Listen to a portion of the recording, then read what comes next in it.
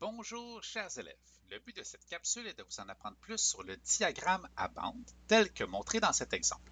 Tout d'abord, vous devez savoir que le diagramme à bande représente facilement des données classées par catégorie, notamment pour représenter les résultats d'un sondage.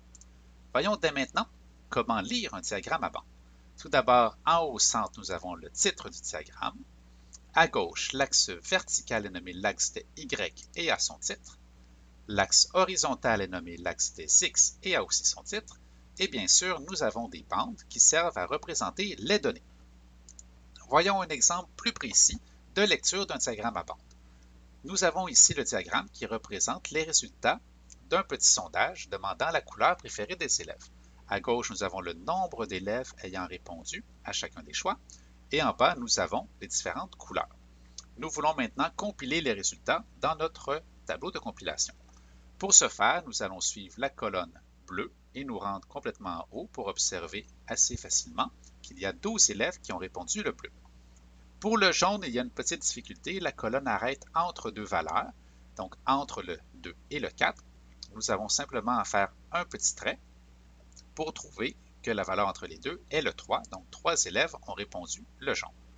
Pour le rouge, le haut de la colonne arrive vis-à-vis le 8. Et pour ce qui est du vert, il a la même valeur que la colonne du jaune, donc 3 élèves qui ont répondu la couleur verte. Un exemple de question lors de l'analyse d'un diagramme à bande est de vous demander combien de personnes ont participé au sondage. Pour ce faire, vous avez uniquement à trouver la somme des résultats obtenus.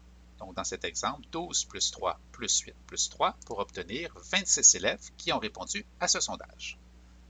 Voyons maintenant comment dessiner un diagramme à bande à partir d'une nouvelle question de sondage qui demandait les mets préférés des élèves. Les élèves avaient 4 choix, la lasagne, la pizza, la poutine ou le poulet. Nous voyons le nombre d'élèves qui ont voté pour chacun des choix. Pour dessiner notre diagramme, nous pouvons commencer par écrire son titre, les mets préférés des élèves, puis en dessinant les axes. L'axe vertical, notre axe DY, indiquera le nombre d'élèves et vous aurez une décision à prendre à ce moment qui sera combien vaudra la graduation de l'axe DY.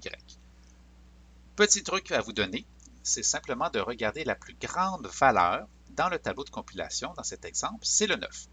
Alors, si ma plus grande valeur est le 9, il pourrait être tout à fait logique de donner 10 à ma ligne le plus haut dans mon axe DY. C'est ce que je fais ici en effectuant des bonds de 2. Mais sachez que vous pouvez choisir une autre graduation par 1, par 2, par 3, par 5, par 10, etc. Pour notre axe des X, nous aurons les choix des différents mets. Et maintenant, pour dessiner les colonnes, je vous recommande, pour la lasagne par exemple, qui aura 6 élèves, de commencer par trouver la valeur 6, de faire un trait avec votre règle vis-à-vis le haut de la colonne, puis simplement de dessiner 2 traits verticaux pour compléter la colonne que vous pouvez par la suite colorier. Pour la pizza, nous avons 9 élèves. Le 9 arrivera exactement entre le 8 et le 10. Nous pouvons faire un petit trait avec notre règle pour mieux indiquer le haut de notre colonne. Pour la poutine qui a 7 élèves, elle se trouvera entre le 6 et le 8. Donc nous pouvons encore faire un trait pour bien compléter notre bande. Et finalement, pour le poulet qui a 4 élèves, il arrivera exactement sur notre graduation de 4. Et voilà, votre diagramme est terminé. Vous savez maintenant comment lire et comment dessiner un diagramme à bande.